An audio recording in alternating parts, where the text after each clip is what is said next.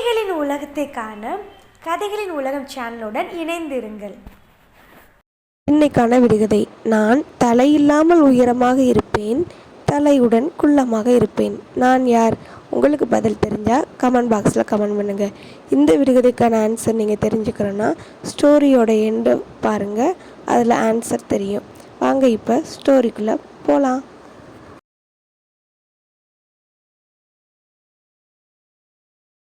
ஒரு கிராமத்தில் விவசாயி ஒருத்தன் வாழ்ந்து வந்தான். கொஞ்ச நாளாக அவனோட விவசாயம் சரிவர இல்லை. அதனால தன்னிட்ட இருக்கிற கழுதையை விற்கலான்னு முடிவெடுத்தான். தன்னோட கழுதையை கடைவீதிக்கு கொண்டு போய் விற்கலான்னு முடிவெடுத்தாவே அவனும் அவனோட மகனும் கழுதையோட கடைவீதிக்கு கிளம்புனாங்க. கடைவீதிக்கு போகிற வழியில் ஒரு வழிபோக்கன்னு பார்த்து, கழுதையை சும்மா ஓட்டிட்டு போறீங்களே, முட்டாள்தனமாக பண்ணுறீங்க, அதுக்கு யாராவது ஒரு ஆள் கழுதை மேலே ஏறி போகலாமே அப்படின்னு சொன்னார். அதை கேட்ட விவசாயி சரி அப்படின்னு சொல்லி தன்னோட மகனை கழுதை மேலே ஏற்றிட்டு நடக்க ஆரம்பித்தான். கொஞ்ச தூரம் நடந்து போகும்போதே சில வழிபோக்கர்கள் மறுபடியும் அவங்கள பார்த்து, இந்த பையனுக்கு கொஞ்சம் கூட அறிவில்லை, தகப்பன் வயசானவரை இப்படி நடக்க விட்டுட்டு அவன் கழுதை மேலே ஏறி போகிறானே அப்படின்னு சொன்னாங்க. இதை கேட்ட மகன் அவன் இறங்கிக்கிட்டு அவனோட அப்பாவை கழுதை மேலே ஏற்றி 2 பேரும் நடக்க ஆரம்பித்தாங்க. கொஞ்ச தூரம் நடந்து போகும்போது சில வழிபோக்கர்கள் மறுபடியும் இவங்களை பார்த்து, இப்படி சின்ன பையில நடக்க விட்டுட்டு நீங்கள் இப்படி கழுதை மேலே ஏறி போகிறீங்களே, இது உங்களுக்கே நியாயமா அப்படின்னு கேட்டாங்க. என்ன பண்ணுறதுன்னு தெரியாத இவங்க 2 பேருமே கழுதை மேலே ஏறிக்கிட்டாங்க.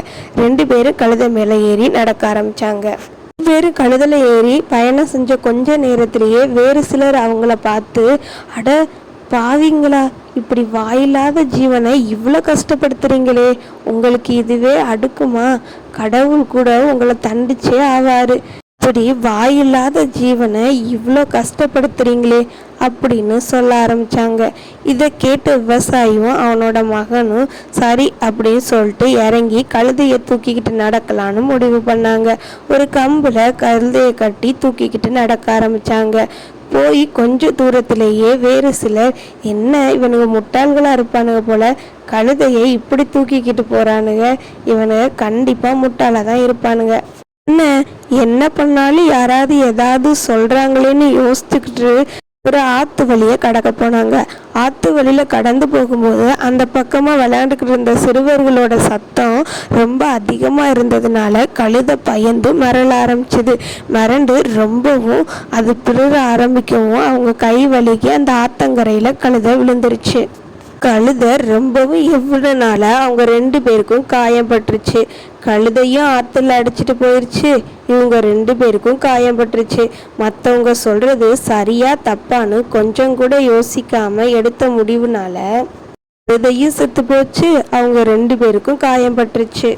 இந்த கதையிலேருந்து நம்ம என்ன தெரிஞ்சுக்கிறோன்னா, நம்ம மற்றவங்களுக்காக வாழக்கூடாது. ஒரு செயலை செய்கிறதுக்கு முன்னாடி அது எப்படி செய்யணும் அப்படின்னு சொல்லி அறிவாக ஃபஸ்ட்டே நம்ம யோசிச்சிட்டோம்னா மற்றவங்க சொல்கிறத நம்ம காதில் வாங்கிக்கணும்னு எந்த ஒரு அவசியமும் இல்லை.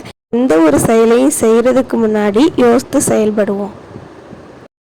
இன்றைக்கான ஸ்டோரியில் கேட்ட விடுகதைக்கான ஆன்சர் தலையணை. உங்களுக்கும் பதில் தெரிஞ்சிருந்துச்சுன்னா இந்த வீடியோவுக்கு ஒரு லைக் பண்ணுங்கள். தூங்குறது உங்களுக்கு ரொம்ப பிடிக்குமான்னு கமெண்ட் பாக்ஸில் கமெண்ட் பண்ணுங்கள்.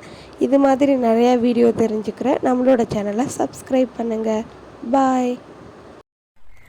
இந்த கதை உங்களுக்கு பிடித்திருந்தால் லைக் பண்ணுங்கள், சப்ஸ்கிரைப் பண்ணுங்கள், எல்லாருக்கும் ஷேர் பண்ணுங்கள். Thank you for watching. We will see in the next video.